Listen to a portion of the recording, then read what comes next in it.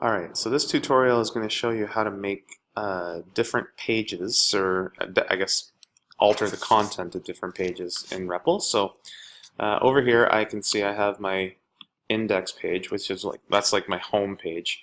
And then here I have hardware, Java coding, Scratch, and I haven't really made these pages per se yet. Like if you look at hardware, you can see it just says welcome to my page. So all I really did was copy that page and make some of the same pages. And now what I want to do is alter the hardware page so that it reflects the stuff we did in the hardware unit. So the first thing I'm going to do is I'm going to go in here, and remember, all you want to do is edit the content area. You don't want to edit all this stuff up here because that'll change the links and all that stuff. So you only want to change essentially that part of your page. So I want to add a title, so I'm going to choose the H2 tag, and I'm just going to type hardware,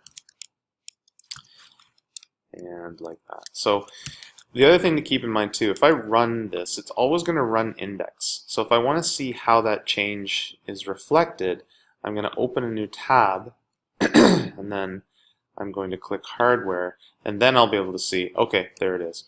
And now if I go back to REPL, and if I make a change, I can go to the tab, refresh, and then I'll see it. So here's my hardware area. I've got my title, and now I'm just going to put a paragraph. And what you should have is maybe a paragraph just outlining the stuff you learned. So this is a paragraph about what we learned. And just, it doesn't have to be huge, but maybe you say something like, during this unit, we learned about all the different parts of the computer and what they do. We opened up computers and took them apart, blah, blah, blah. Okay, so it should be a little synopsis of what you learned. So if I run that and then go and reload this page, okay, great. Now, the hard part of this is we want to upload files. So what I'm going to do is I'm going to put another paragraph. And you can space these out if you want to, like the blank spaces in your code don't mean anything. I'm going to put another paragraph saying here is a list of the activities we did. Okay, and now I'm making a list. Now this is an unordered list, so I'm going to start with me telling the computer that I'm going to make a list.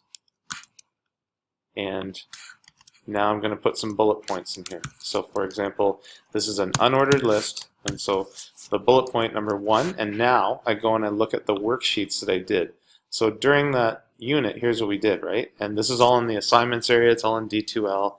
But the first one we did was computer hardware components. So I actually type computer hardware components, and then I end the unordered list tag. So if I run that, I see this. Oh, looks like I got a small problem there. Not a big deal for now. Let's go back, and I also want to put a colon here. Here's a list of activities we did. Paragraph. Not sure exactly what I did wrong, but I can find it in a minute. Okay, so what I want is I want to link this to the actual worksheet that you did. And the way we do that is with what we call an A tag. So I'm going to put an A right there, and I'm going to end it right away, just so that I don't forget to. And the A tag is going to make a link to something external. So what I need to do now is include what is the link. So the way I do that is with the href attribute. And this is where I'm going to put the link. Now, I'm linking to computer hardware components. So if you'll remember, that was a Google Doc. So for me, here it is. So what I'm going to do is I'm going to click Share, and I'm going to click Get Shareable Link, and then copy that link. And that's it, done. So I go back here and into REPL, and I just paste right there. Okay, and now I've made a link. So let's run this. Go back, refresh, and you can see it's underlined, and if I can hover over it, and if I click it with any luck, hey, it worked. Takes us right there. Okay, so aside from my little error that I'll figure out here in 1 second, that's how you make a link. Okay. Now, with the Google Docs, it's easy because those are actual links. But what if you have a Word file? Well, that's not that big a deal. So I'm going to pause this for 1 second. I'm going to fix this. Backwards, you have to go UL, so unordered list, and then LI, so I had my tags backwards. And that happens all the time. There's so much syntax in this stuff that you have to go online and look stuff up. So no big deal. Change those around, and now that should be fixed. There we go. Okay, so I've made one link to a Google Doc. I just want to show you how to make a link to an actual Word file.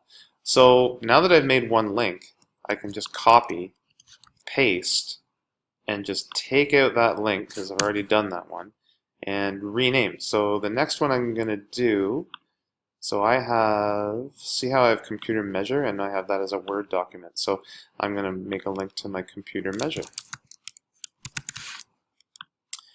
And what in the world do I put here? Well, this is where you have to upload a file. So you click here and you go upload file, and then you're going to go get the file that you want. So for me, it's the computer measure one. Here it is. And then it gets uploaded right away. Simple. Now, one thing you might want to do is add a folder and say documents, or you can, whatever. Actually, a good one might be unit 1 or hardware or whatever. I'm going to put hardware.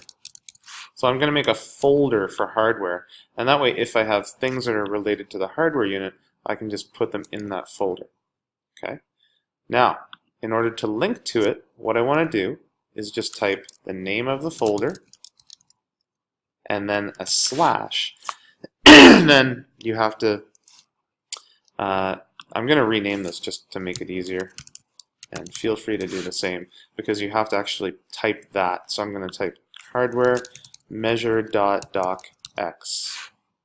And that should give me a link to that, because that's the folder it's in, and that's the name of the file. So I think that should work. So let's run it. Go back here, reload. We'll see it, and if I hover over it, you can see the link down the bottom. I click it, and there we go. It worked. Okay, so yeah, that's how you do it. So the bottom line is, if you have something that is online, then all you do is you just get the link and you put it in here.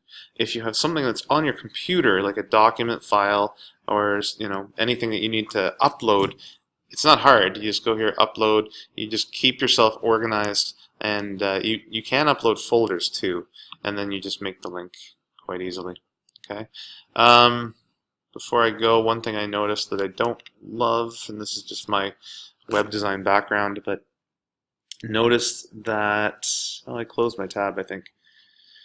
Notice that this color of the text is the same as the color when it's a link. Like that red is the same as that red.